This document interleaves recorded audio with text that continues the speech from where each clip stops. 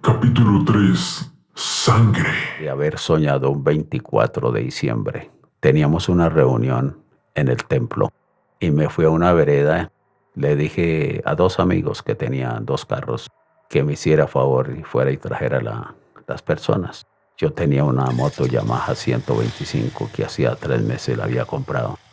Yo estaba muy contento porque siempre anduve a pie horas y horas predicando.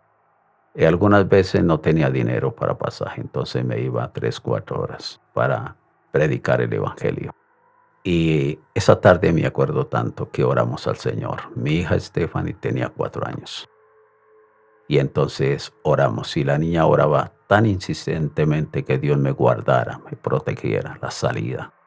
Quedé sorprendido de la oración que hizo Stephanie. Mi hijo Jonathan dijo, yo voy y lo acompaño. Yo le dije, no. Dijo, déjeme ir. Yo le dije, no, no va. Me fui yo solo. Ya eran como las 6:30 de la tarde. Ya faltaba muy poco para llegar donde está el personal, donde los carros iban a recoger a los creyentes, personas nuevas que iban al culto. Cuando escucho el ruido de una moto que va detrás mío y a alta velocidad me alcanzó. Y cuando el parrillero estuvo frente a mí, me puso la pistola en la cabeza. Claro, fue una sorpresa muy terrible. Yo frené la moto adelante, el freno de atrás, me caí con la moto, me paré, maniobró la pistola, no salió el tiro. Me la puso en el pecho y luego lo hizo la segunda vez, tampoco salió. Entonces me dijo, entrégueme los papeles que tenga. Le entregué, me encañonó, me dijo en la orilla de la carretera de un paso.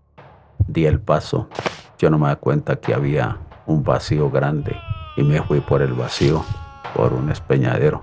Caí encima un poco de chamisas y el hombre estaba arriba con la pistola apuntándome.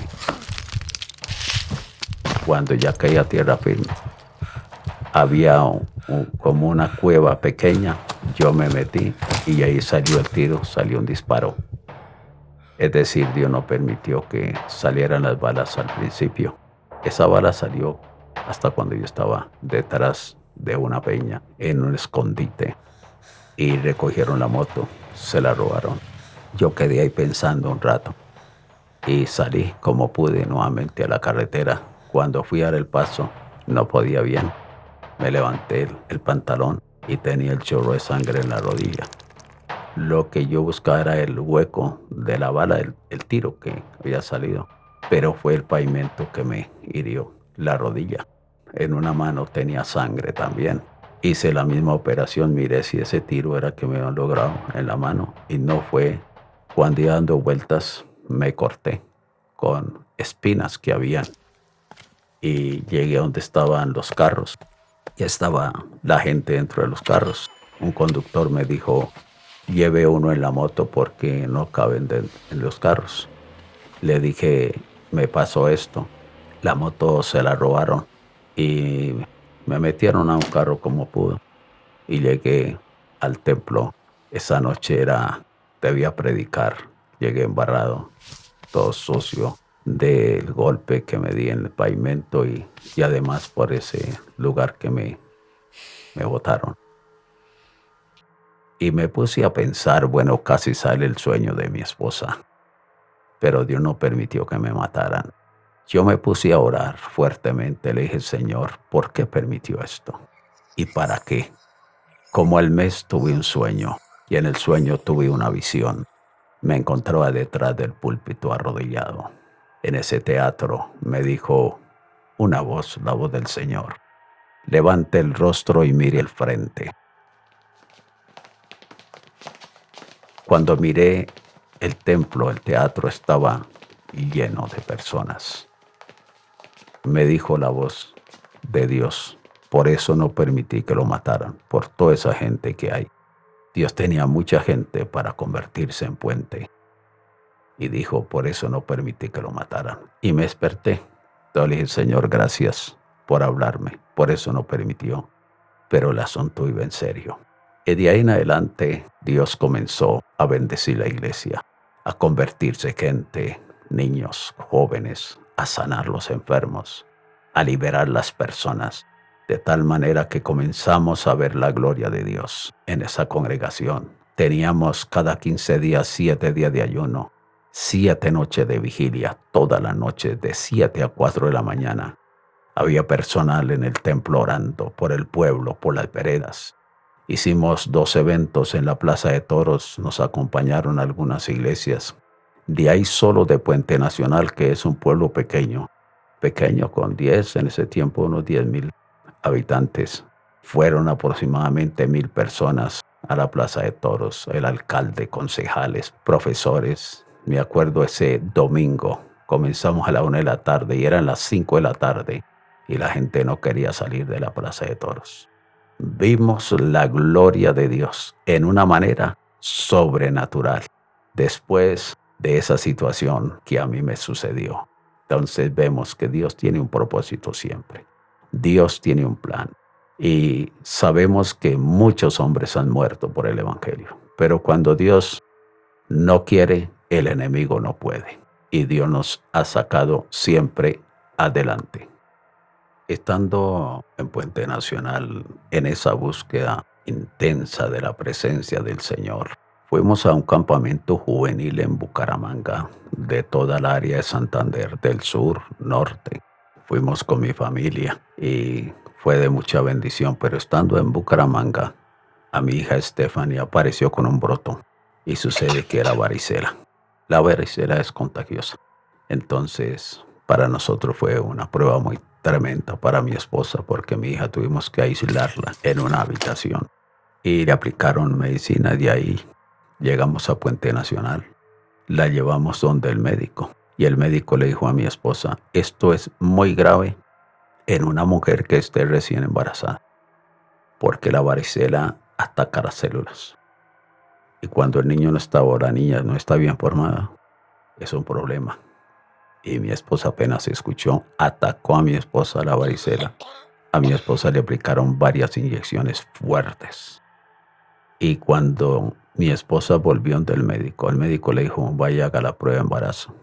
Hizo la prueba de embarazo y ya está embarazada, como 1,5 meses. De nuestro cuarto miembro de la familia, el segundo varón, José Santiago. Y comenzó un proceso muy duro a nivel familiar, muy fuerte.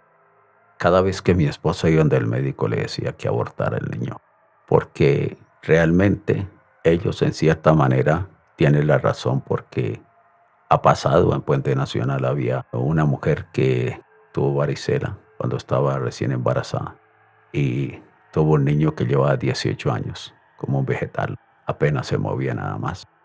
Siempre que mi esposa iba donde el médico llegaba llorando, porque ¿qué hacemos? Lo abortamos. Yo tomé una decisión fuerte, seria.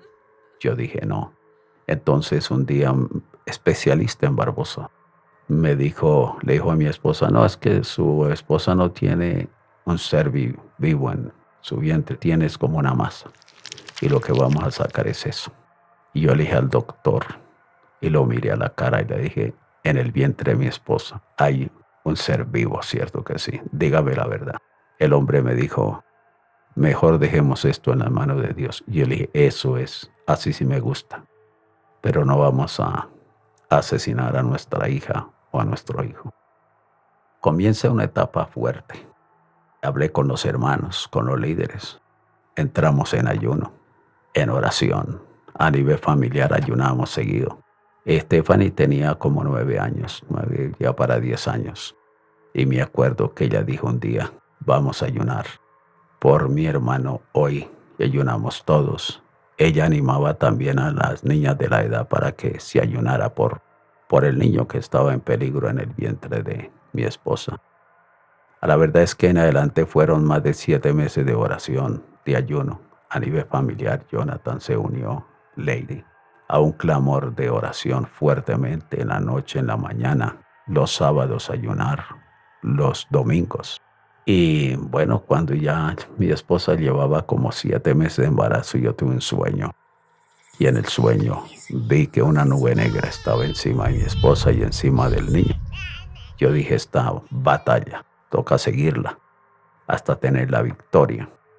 A los 8 meses tuve otro sueño y ya vi que el niño ya había nacido, ya estaba grande, yo estaba jugando con él y fue un sueño de victoria.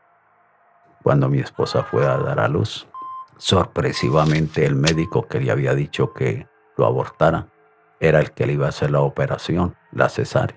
Fue al hospital mi hija Stephanie, mi hijo Jonathan y mi hija Lady le organizaron le decoraron la cuna, una pieza donde mi esposa tenía la cama y al niño también para darle la bienvenida cuando llegara. Mi hijo Jonathan contento porque se ha cumplido el deseo que él tenía de tener un hermano. Entonces nos fuimos para el hospital. Me acuerdo que una hermana en Puente que había trabajado en el hospital de enfermera pensionada, esa noche estuvo con mi esposa, con unas religiosas de ahí del pueblo y con el médico. Y yo me fui a una pieza solo a orar y creer que nacía bien, que no iba a nacer con ningún problema físico. Y cuando le sacan el niño a mi esposa del vientre, la religiosa lo tomó en sus brazos y le dijo a la hermana Mercedes, aquí le entrego al pastor, le dijo así. Y el niño lloró fuerte, yo escuché que lloró fuerte y los pulmones muy, muy bien, porque lloraba con mucha gana. Seguí orando al Señor y al rato me llamaron, dijo, álcelo, aquí está el niño. Y le dimos gracias a Dios. Y mi esposa en la noche no la pasó muy bien porque le dio un dolor en los brazos se le inflamaron. Toda la noche en su mayoría orando. Al otro día el médico llegó y era un suero que le habían aplicado que le estaba haciendo también daño.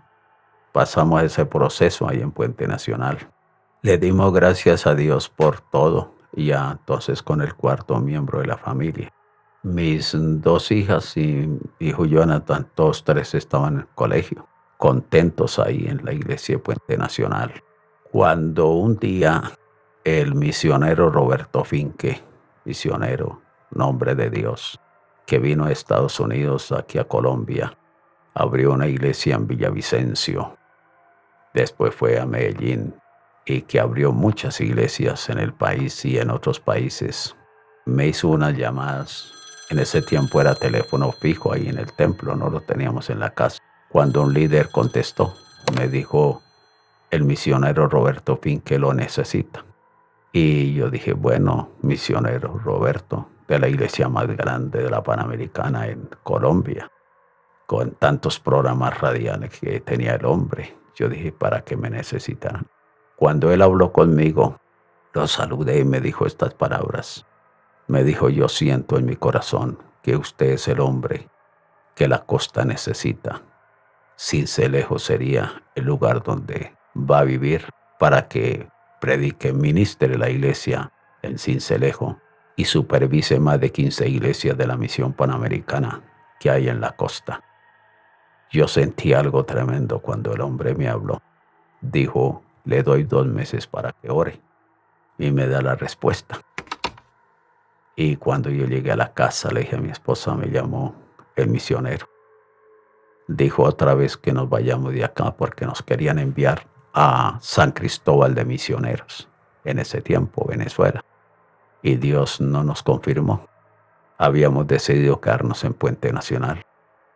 Pero esa llamada me puso a pensar y comenzamos a orar, Señor, esto es tuyo, ¿no? Porque en la iglesia, como dije antes, había un avivamiento tremendo por todas partes. Teníamos muchos líderes que estaban evangelizando en 24 veredas que tiene Puente Nacional. En su mayoría estábamos en las veredas, en los colegios, predicando el evangelio, visitando al alcalde, orando por él. Algo tremendo Dios estaba haciendo en Puente Nacional. Y entre esta llamada, entonces, como yo le dije al Señor el día que le respondí el llamado al ministerio, que yo iba donde Él me enviara. Y entonces comenzamos a orar a nivel familiar. Y yo comencé a orar porque mi esposa dijo, por mi parte, yo no voy así tan fácil. El Lady dijo lo mismo. Mi hija Stephanie dijo, aquí estamos en Puente, estamos amañados. Jonathan sí me dijo, en el momento que ustedes decidan viajar, salimos a la costa. No sé, él dijo eso, no dudó en ningún momento. Y entonces comenzamos esos 2 meses a orar, a ayunar, y la iglesia muy pensativa porque nos íbamos. A la verdad es que en Puente Nacional ha tenido un proceso la iglesia tremendo, pero en ese tiempo iba adelante y ahí estábamos orando al Señor. Entonces yo le puse varias señales a Dios, que si era su voluntad, que mi esposa dijera sí, que Stephanie dijera lo mismo y Lady. Y un día saliendo del templo, Stephanie se me acercó y la niña me dijo, papi, yo respeto el sentir que tiene de ir a la costa. Yo lo acompaño. Después se me acercó Lady. Me dijo lo mismo.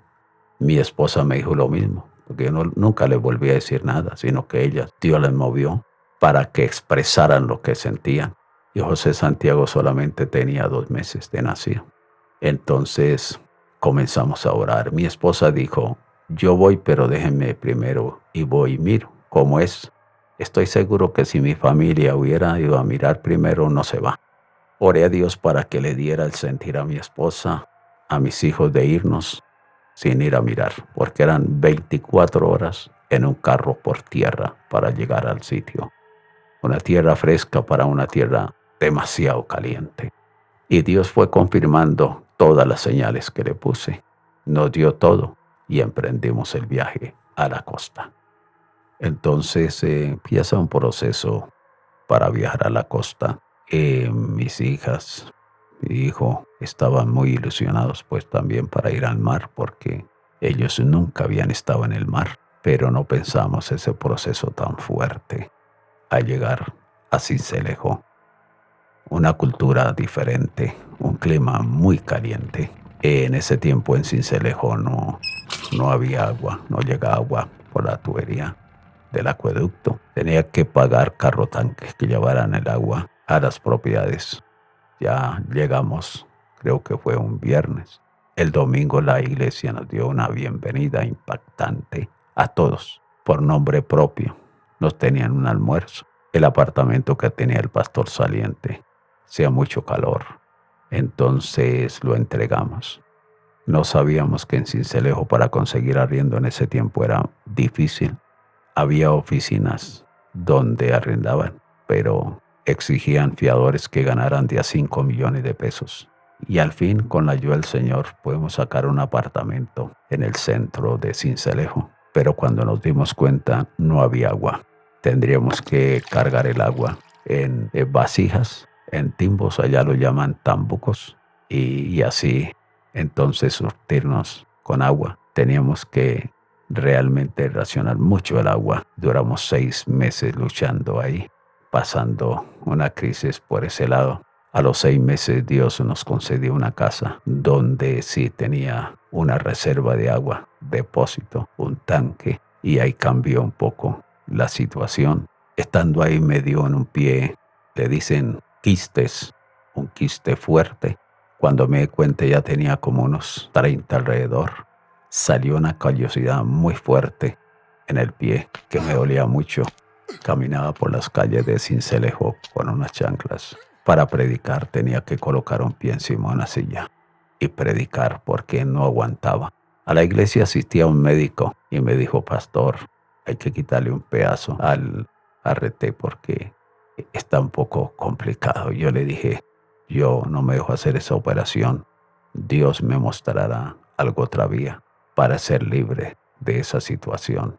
Y entonces un día fui donde una hermana y me dijo, ¿cómo sigue del pie? Yo le dije, está muy fuerte. El peso del cuerpo, el pie no lo aguanta. Se me afiebra tremendamente. Me dijo, vaya y compre un líquido, me dio el nombre, unos parches. Dijo, meta el pie en el agua por ahí unos 30 minutos, agua calientica, y en cada quiste le coloca el líquido y le pone un parche. Déjeselo por 3 días. Cuando se vaya a bañar, meta el pie en una bolsa para que no le entre agua. A los 3 días, quítese el parche. Coja un pate vaca de estos de arreglar uñas, cómprelo nuevo, desinféctelo y comience a sacar piel. Esa piel blanca, eso que le queda blanco, sáquela. Y así fue. Ya cuando trate de oler, no saque más. Nuevamente haga el proceso de los parches y ore a Dios. Sorpresivamente, al mes, todos los quistes quedaron en el parche y mi pie estaba limpio. Dios intervino por ese lado. Pero estando en este proceso de la enfermedad del pie, un día estaba en la oficina. Entró un hombre. Le preguntó a la secretaria dónde está el pastor. Y yo estaba ahí. El hombre se identificó. Me dijo, yo soy de tal grupo, levantado en armas en esta nación. Le dije, ¿qué necesita? Dijo, vengo por dinero. Yo le dije, mire, yo no sé quién será usted. Me dijo, ahora le digo quién soy. Yo no creo en Dios. Hemos matado sacerdotes. Hemos matado pastores que no ceden a nuestras peticiones. Le hemos detenido hijas e hijos para que suelten la plata. Le dije, pero usted no sabe que yo soy recién llegado. Dijo, sí, usted viene de Puente Nacional. Trae 4 hijos, 2 hijas, 2 hijos, su esposa. Yo ya sé quién es usted. Usted no tiene temor de que le secuestremos una hija o un hijo si no suelta la plata. Le dije, lo único que usted no sabe es que este templo se debe. Llegamos también a pagar el templo. Se debían millones de dinero y la plata que llega es para pagar el templo. Lo único que tengo aquí son 5,000 pesos y se los di. No me lo recibió, se ofendió. Dijo, un día de estos vengo a hablar porque llegaron 3 hermanos y el hombre dijo, ya me voy. Cuando iba saliendo le dije, devuélvase. Le dije, en el Dios que yo creo, que usted no cree. Si Él lo permite, nos volvemos a ver. Y si no, jamás nos volveremos a ver. Y le dije, puede irse. Cuando él se fue, le dije, Señor, yo lo entrego en tus manos. Sálvelo, que caiga a la cárcel, al destierro. Pero si no viene en son de paz, que no vuelva. Y no volvió. No le dije a nadie de la casa sobre ese tema, porque llevábamos 2 meses en la costa. Estábamos pasando el proceso. Ni le dije a mi esposa ni a mis hijos lo que estaba pasando con el hombre, la amenaza que me han hecho en la costa. Entonces Dios me respondió que ese hombre nunca más volvió. Como supervisaba más de 15 iglesias, un pastor se puso a arreglarle un equipo al ejército. Entonces yo le dije, tenga cuidado porque es una zona donde había otro grupo levantado en armas. Hay que tener mucho cuidado, le dije, mucha prudencia. El hombre, el pastor, no hizo caso, no obedeció y lamentablemente lo mataron. Le pegaron 15 tiros. Dejó la mujer con 2 niños de 15 meses, gemelos huérfanos, una niña de 8 años y otra de 3 años. Oramos a Dios para que Dios interviniera. Comenzó Dios a bendecirnos, a salvar las personas, a hacer milagros. Oraba al Señor, ayunaba mucho. Entonces, porque me metí mucho a trabajar, me enfermé. Comenzó una situación en mi cuerpo. No tenía ya fuerzas para caminar. Si me sentaba en una silla ya casi no me podía parar. Entonces comienza un proceso de oración. El misionero me dijo, le mando plata para que ande especialista. Yo le dije, no me envíe dinero. Me hicieron exámenes. Tenía infección en el estómago por el agua, hongos en el estómago. Tenía el colesterol alto, triglicéridos altos. Tenía agotamiento físico, agotamiento mental, estrés, insomnio. No podía dormir. Ya llevaba casi un mes sin dormir de día ni de noche. Me dieron una pasta para que durmiera y me ponía a dormir 1 hora y comenzaba a ver que me iban a asesinar, a enterrar cuchillos y me despertaba gritando y veía alucinaciones ya. Acudió otra vez donde el médico y me dijo, la situación suya está grave porque lo último puede ser la locura. Consulté con un médico en Puente Nacional, amigo mío, homeópata. Le envié todos los exámenes y él me dio una dieta, me quitó las harinas, me puso a comer pescado y otras cosas. Perdí otra vez las fuerzas porque la harina es energía. Yo caminaba teniéndome las paredes. Y en esa situación fuerte comenzamos a orar. ¿Qué hacemos? Ya llevaba casi 2 años y medio en la costa. Tomamos la decisión de hablar con el misionero, que nos sacara de allá. El misionero dijo, luche para no salir de allá, porque Dios lo ha bendecido a usted, ha bendecido a la iglesia, ha bendecido a los pastores. Los pastores no querían que nosotros saliéramos, pero era tanto la situación en mí, porque fui a Puente Nacional 10 días y allá me sentí bien. El calor también me estaba molestando y al final tomamos la decisión de salir y no sabíamos para dónde. En ese momento el misionero dijo, está bien, le doy libertad para que salgan. Me dijo, ¿usted no piensa ir a Antioquia a ministrar? Le dije, no, quería volver a Puente Nacional. Allá al principio me dijeron que sí me dan lugar, el pastor creció la iglesia, después ya dijo que no. Entonces quedamos en el aire y no sabíamos para dónde viajar. Y comenzamos a orar, Señor, direcciónanos para dónde viajar. Porque estoy enfermo, estoy en una situación terrible, no sabemos qué hacer. Y oramos que Dios nos diera la salida. La casa donde nosotros la alquilamos era una casa muy completa. Tenía una estufa, todo al día. Entonces un pastor que estaba abriendo una obra no tenía estufa y la estufa de nosotros era una estufa que la colocamos encima de una mesa, se la dimos al pastor para que la llevara en esa nueva obra. Y cuando fuimos a entregar la casa ya no teníamos estufa. No teníamos plata para comprar la estufa. No teníamos dinero para salir con el trasteo y estamos en esa situación. No pude trabajar allá en Sincelejo en otra área. Entonces estábamos orando ya con mis 4 hijos y mi esposa. Y me había entrevistado con una hermana que Dios la había usado para bendecirnos económicamente. Y le dije por la fe a mi esposa, vaya, busque una estufa, la que le guste, con horno, la que quiera. Se lo dije creyendo en Dios, pero no tenía plata. Y mi esposa se fue a buscar la estufa. Y cuando me llamó esta hermana y me dijo, pastor, lo busqué en la casa y no lo encontré, pero en tal negocio vaya y reclame $1,000,000. Allá, preciso, me dieron 100 billetes de 10,000 pesos, 1,000,000. Cuando le dije a mi esposa, ¿dónde está? Dijo, mirando la estufa. Yo le dije, véngase. Fue, le conté, yo tengo $1,000,000 para la estufa. Digo, ¿y dónde los consiguió? Yo le dije, mire, la hermana tal, le conté todo. Dios la usó, yo no le estaba pidiendo plata. Y me entregaron 1,000,000. Dimos el diezmo, la ofrenda, y me acuerdo que la estufa valió 600,000 pesos, que la tenemos actualmente después de 20 años. Esa fue la sorpresa. Y ya para el trasteo Dios usó a los hermanos de la iglesia, nos recibieron una ofrenda y ya teníamos para el trasteo. Pero no teníamos exactamente para dónde viajar. Le dije a mi esposa, viajamos a Duitama porque allá tengo 2 hermanos. Juntos asisten a iglesias. Llegamos allá que el misionero nos respalde para abrir una nueva iglesia.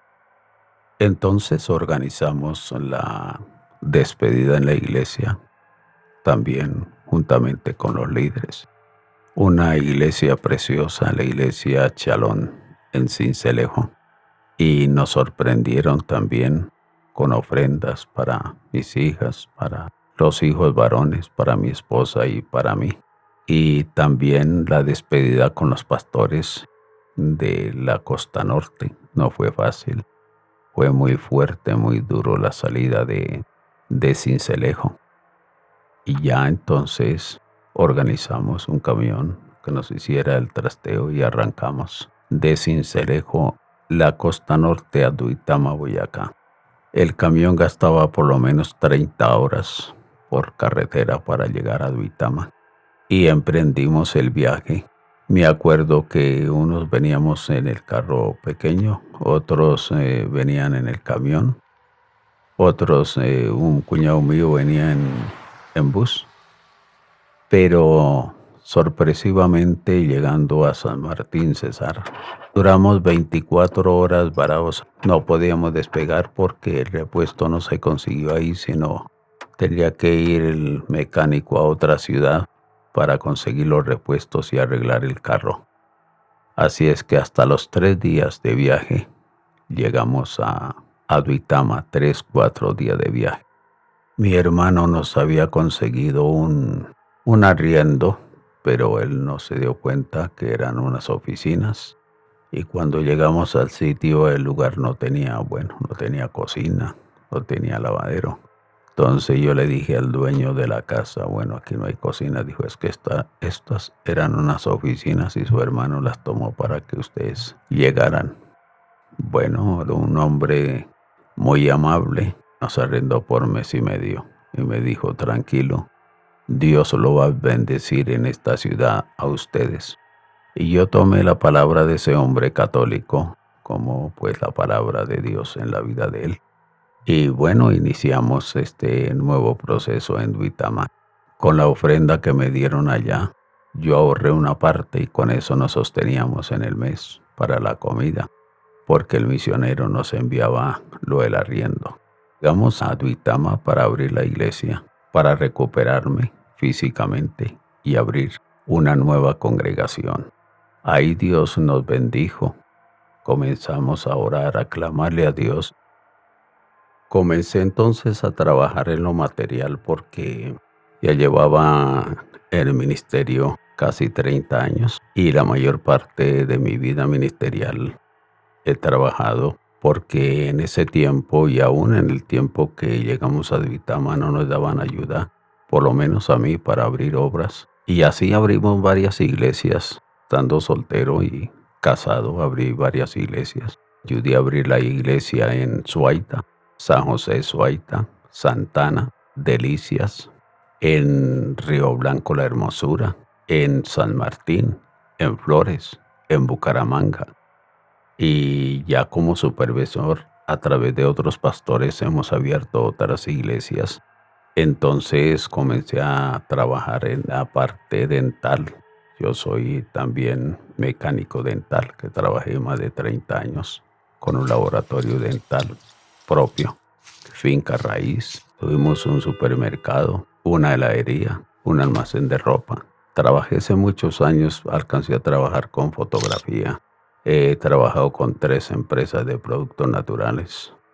Entonces, a la verdad es que yo he reconocido que cuando uno se casa, uno es el responsable con la esposa y los hijos. Entonces llegamos a Duitama. Me acuerdo que el primer culto que hicimos, la familia 6 y llegaron 4 personas. Y en el segundo culto yo llevé 20,000 pesos. Saqué los 20,000 pesos y dije, estos 20,000 pesos para comprar un lote grande de más de 1,000 metros cuadrados para la obra. Los pocos que fueron agacharon la cabeza y dieron una muestra de incredulidad muy fuerte, porque muchas veces la persona mira lo que está al frente, no escucha, no se acuerda de las promesas que Dios le da, sino las circunstancias que le rodean. Y entonces fueron depositados los 20,000 pesos y cada mes consignaba 5 o 10,000. Íbamos en 325,000 pesos para comprar un lote de más de 1,000 metros cuadrados y le pedí al Señor que quedara muy cerca a una avenida. Y comenzamos el proceso, un proceso bastante duro, hablando humanamente, pero que recibí las promesas de Dios, promesa de bendición espiritual, familiar, numéricamente, económicamente. Y entonces nunca le pedí al principio dinero a los hermanos. Comenzaba a llegar personas y ya teníamos un grupo por ahí de unos 25 personas. Solamente les decía, estamos orando por un lote de más de 1,000 metros y estamos orando que Dios nos dé más de 100 millones de pesos en ese tiempo.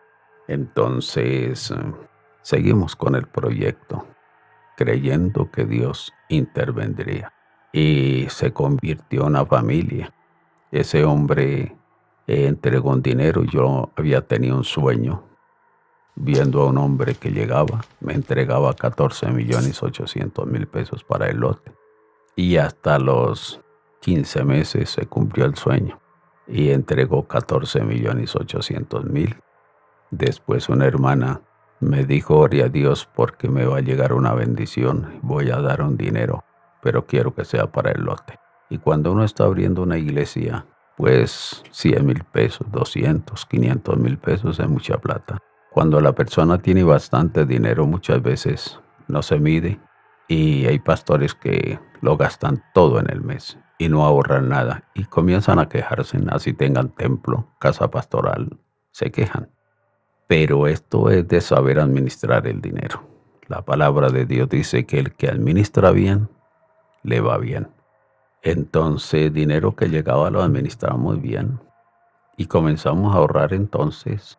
Ya subimos con esos 14.800.000 casi a 16 millones de pesos. Y esta hermana que le comentó dijo, me va a llegar una bendición, doy un dinero. Y seguimos orando, orando. Y un domingo la hermana me llamó y me dijo, ya llegó la bendición. Y yo le dije, hermana, ¿cuánto es la bendición que usted va a dar para la iglesia? Y me dijo, voy a dar 40 millones de pesos. Dijo, mi esposo no está de acuerdo un poco, pero ese es dinero que me llegó. Y voy a entregar 40 millones. Así es que subimos cerca a 60 millones de pesos. Eso fue rápido. Y oramos para que Dios tocara a la gente y una hija de una hermana envió de Bogotá 7 millones. Compramos 30.000 acciones en Ecopetrol, invertimos 40 millones y nos ganamos casi la mitad, nos ganamos 30 y subimos cerca a 100 millones de pesos. A los 2 años teníamos 127 millones de pesos. Oramos a Dios para que usara un rico que nos diera un terreno por menos de la mitad del precio. Y mi hermano negociante en ganado conocía a una señora que en ese tiempo tenía mucha plata y en este tiempo también gente que puede pesar más de 25 mil millones de pesos. Que muchas veces la persona piensa y bueno, y esas personas que van a dar, pero sí, para Dios no es nada imposible usar a una persona que tiene dinero y entregarlo para la obra. El lote que compramos, 1.100 metros cuadrados, y nos lo dieron en 80 cuando valía 200 millones. Eso fue una bendición muy grande. Entonces es donde yo veo que cuando uno le cree a Dios de corazón, Dios lo bendice. Cuando la persona duda, se queja, es pesimista, eso es gravísimo. Entonces Dios dice que nos bendice en cualquier parte del mundo, no importa que sea un pueblo, una ciudad, un campo. Es el mismo Dios y cuando nosotros recibimos las promesas de Dios, creemos a esas promesas y creemos que Dios nos cumple en su debido tiempo y no dudamos, lo recibimos. A los 7 años de estar en Duitama oramos que Dios abriera una puerta para supervisar un área, un distrito, lo llamamos zona acá en la misión, de la misión panamericana. Y fui a Bogotá porque yo era presbítero, pero no tenía pastores para supervisarlo. Y oramos al Señor y en esa reunión se abrieron 2 puertas, me querían entregar 2 zonas. Orando a Dios, yo dije, bueno, vamos a ver, era una en Bogotá y otra en el Magdalena Medio. Y oramos al Señor y Dios usó a un pastor. Ese pastor era el tercer pastor de la misión panamericana, Julio Pérez. Y Julio Pérez me dijo, ¿qué ha pensado? Dijo, le aconsejo que reciba el Magdalena Medio. Son pastores que trabajan en muchas veredas, pero a usted le va bien allá. Y tomé la palabra de este hombre como la palabra del Señor, que fue supervisor allá por más de 30 años. Él salió y entró el presbítero Gerardo Cote. Él me entregó a mí. Eso va a ser 12 años que recibimos la zona del Magdalena Medio, con los pastores, las esposas de los pastores, líderes. Y Dios nos ha bendecido en gran manera en el Magdalena Medio. Hemos visto la gloria de Dios. Hemos evangelizado personalmente. Tuve una experiencia en un pueblo que entré a evangelizar con 12 personas. Es un pueblo donde opera un grupo armado. Y bueno, una persona del pueblo llamó al comandante, enseguida llegaron y dijeron quién era el líder de este grupo que estaba visitando el pueblo y le dijeron dónde estaba yo. Yo estaba en una cantina evangelizando unas personas que estaban tomando cerveza en la mañana. Estas personas que estaban en la cantina me escucharon el mensaje con su cerveza en la mano, pero ellos reconocieron que el mensaje del evangelio es la verdad. Así es que nosotros debemos predicar en todo lugar. Y cuando yo me despedí de él y di media vuelta, había 4 hombres armados que iban rodeando a otro. Y el comandante de ese grupo me hizo varias preguntas. ¿Quién era yo? Yo le dije, soy Julano. ¿Qué hacía? Yo predico el evangelio. Y comencé a predicarle el evangelio al hombre y a sus 4 guardaespaldas que iban armados. Y los evangelicé. No sabía quiénes eran. Cuando ya se fueron, le pregunté al pastor que iba conmigo y le dije, ¿quiénes son ellos? Dijo, al que estaba hablando con usted es el que direcciona el grupo armado en esta región. Le dije, gracias a Dios que pudimos predicarle el evangelio a estos hombres, porque el evangelio es para toda criatura. Aquí no dice la Biblia que solamente es para un grupo y no para otro, no. El evangelio dice, id por todo el mundo y predicad el evangelio a toda criatura. El que creyere y fuere bautizado será salvo, mas el que no creyere será condenado. Aquí no dice si es pobre, rico, estudiado o no, o de qué clase social o de qué grupo. No, ahí dice que es toda criatura. Entonces nosotros le predicamos a lo que sea, se llame criatura, para que escuche el evangelio del Señor Jesucristo. Así es que hemos predicado por el Magdalena Medio. Dios nos ha permitido abrir varias congregaciones con los pastores y sorpresivamente hace un año el presidente del presbiterio regional, el pastor Orlando Cano, el presbiterio del norte de la Misión Panamericana, me hizo la propuesta si quería recibir la zona de la costa norte otra vez, la cual entramos en oración con mi esposa. Sentimos que debíamos recibir y hace un año recibimos nuevamente la obra en la zona costa norte de la Misión Panamericana. Quedamos con 2 sectores, uno en el Magdalena Medio, otro en la costa. Gracias a Dios porque en cada lugar hay un equipo de hombres que nos ayudan y trabajamos con ellos predicando el Evangelio de nuestro Señor y Salvador Jesucristo.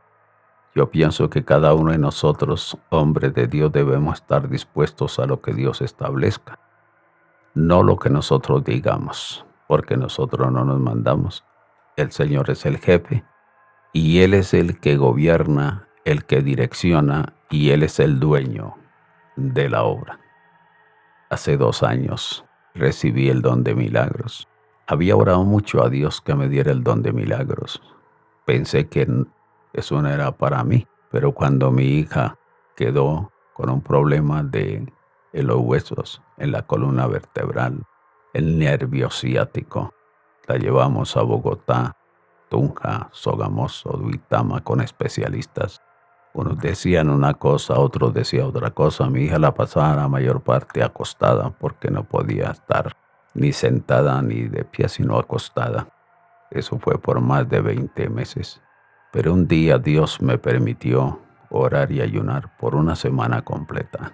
Y al final de la semana, mi hija Stephanie también se enfermó de los pulmones. Estaba que se ahogaba.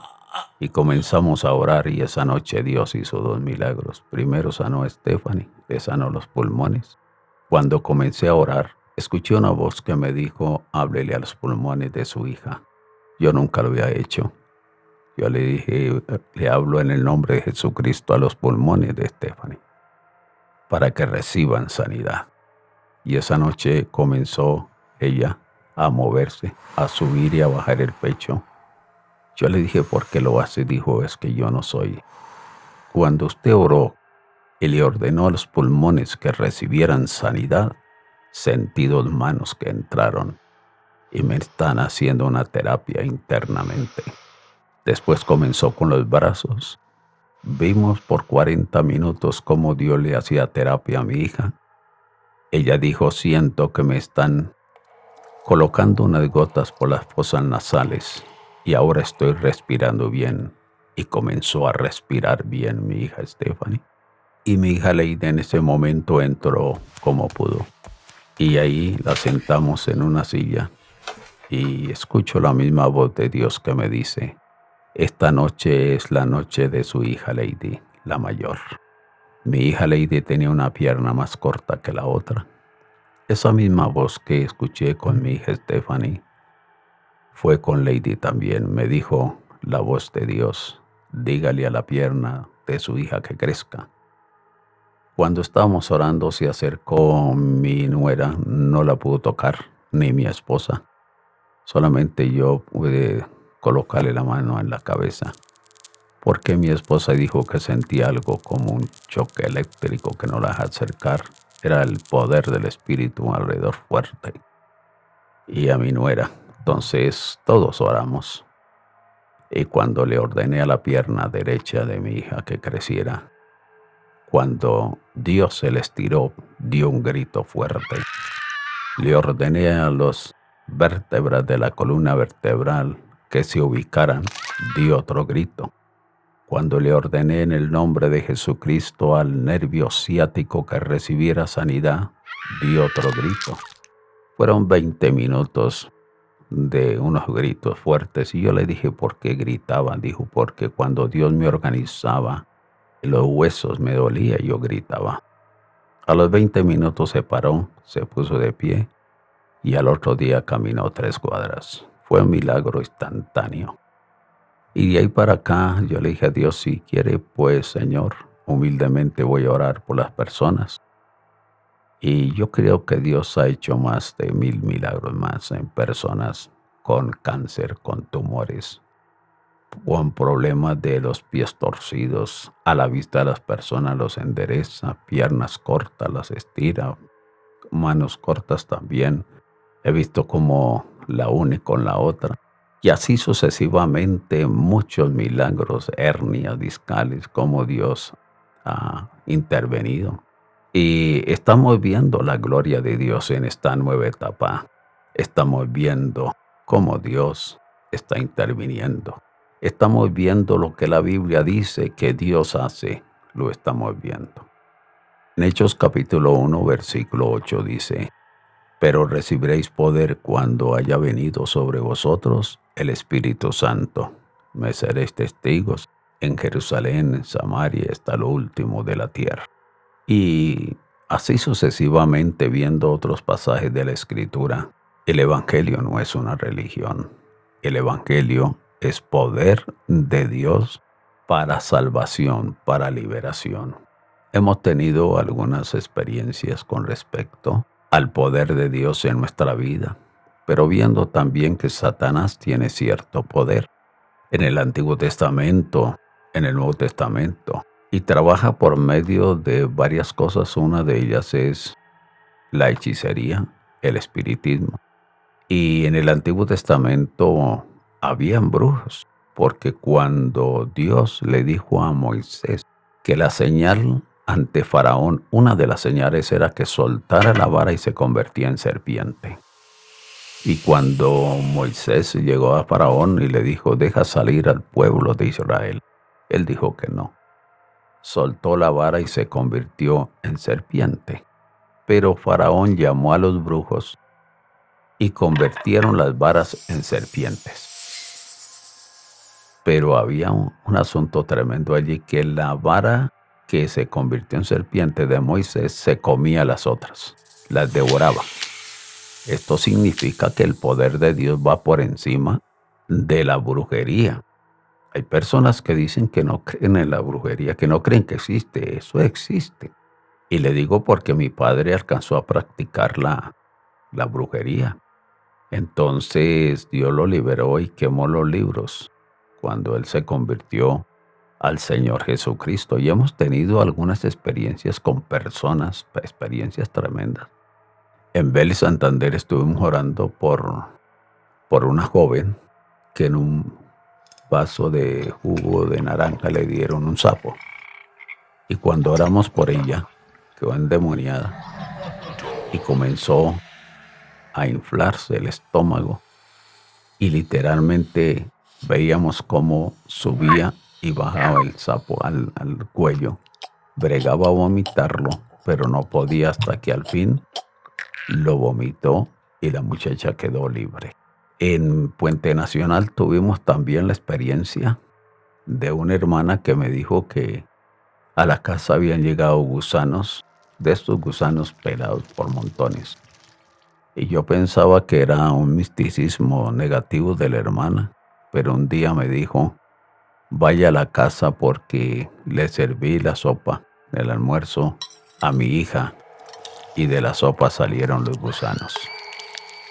Terrible eso. Cuando llegamos a la casa había tanto gusano por un lado, por el otro, por debajo de las camas. Es decir, los brujos habían enviado todos estos gusanos para atormentar a las personas.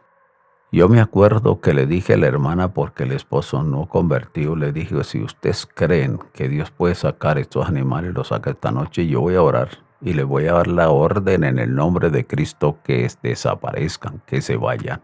Yo fui con mi esposa, oramos y le dije, acuéstese, que mañana no amanece un solo gusano. Al otro día se levantaron y no había uno solo. Porque el poder de Dios va por encima del poder de la brujería, de la hechicería. Y cuando una persona recibe a Jesucristo, dice, conoceréis la verdad y la verdad os hará libres. Así es que nosotros tenemos el poder y la autoridad. Y cada persona que ha recibido a Cristo, Cristo la guarda, la protege, para que la brujería no tenga poder ni autoridad sobre la vida de la persona. Y los espiritistas son aquellos que se consultan con los muertos, es decir, le rezan a los muertos, van donde el espiritista y entre comillas dice, yo le voy a hacer escuchar la voz de su mamá que se murió hace 5 o 10 años. Poder de Dios va por encima de estas fuerzas infernales de las tinieblas. Así es que y muchas otras experiencias que hemos tenido. Tenía un programa radial en Vélez y una señora escuchó el programa. Estaba en otro departamento. Una noche en culto llegó y me dijo, ora por mí porque cuando me acuesto siento una serpiente que me envuelve y me aprieta el cuerpo. Nosotros comenzamos a orar por la señora y un familiar le había dado tierra y punto en un pocillado de café en leche. Y ahí comenzaba el tormento. Me acuerdo que comenzamos a orar por la señora a las 8 de la noche y terminamos a las 2 de la mañana. Hasta las 2 de la mañana quedó libre, porque era muy fuerte lo que tenía. Sabe que el poder de Dios está a favor de nosotros, está a favor de su vida, y si hay alguna persona que está siendo atormentada por fuerzas infernales de las tinieblas, agárrese de la mano de Dios. Crea que Cristo en la cruz del Calvario venció los poderes del infierno, los poderes del mal. Y en Cristo Jesús hay liberación, hay sanidad. En Cristo Jesús Él extiende su mano de poder para ayudarle y para bendecirle y para sacarle adelante de triunfo en triunfo y de victoria en victoria. Cuando se ora por una persona que está siendo atacada por demonios de brujería, muchas de estas personas se le manifiesta el demonio y la persona queda inconsciente. Es decir, pueden pasar 2, 3, 4 horas y la persona no se da cuenta. Pero quien toma el control en esa persona son los demonios que hay ahí. Entonces hay veces que los demonios hablan, confiesan delante del Señor de dónde proviene el ataque de brujería o de hechicería. Cuando Jesús fue a reprender un endemoniado, le dijo Jesús, ¿cómo te llamas? Y el endemoniado le dijo, no, me llamo Legión porque somos muchos. Entonces los demonios responden por boca de las personas. Entonces durante ese proceso nosotros nos damos cuenta de muchas cosas que a la persona le están haciendo o que la persona hizo, aunque ella no se da cuenta. Ya cuando pasa el proceso de liberación, la persona es como si estuviera dormida, como si despertara. Y uno le pregunta, ¿usted dio cuenta qué fue lo que me dijo? Ella dice no. Entonces uno comienza a confirmar lo que escuchó, ya con la persona, ya consciente. Y ella le confirma a uno precisamente lo que ha sentido, el tormento y todo, lo que el enemigo también ha tratado de para destruirla. Entonces la persona queda libre. En la Biblia habla de muchos pecados que la persona muchas veces está cometiendo, que el demonio toma el control en esa área. Por ejemplo, la envidia, el odio, el homicidio, el vicio, llámese como se llame, adulterio, que es la infidelidad. Este demonio no se va si la persona no es libre del resto, porque hay personas que hemos orado para que sean libres del demonio de hechicería y tratan de ser libres, pero como ellos están cometiendo otros pecados, entonces son puertas abiertas para el demonio de brujería o de espiritismo, y estas personas no son libres. Es libre completamente cuando hay un verdadero arrepentimiento. Se convierte a Cristo, comienza a leer la palabra y a obedecerla y asistir a una congregación donde le ayuden.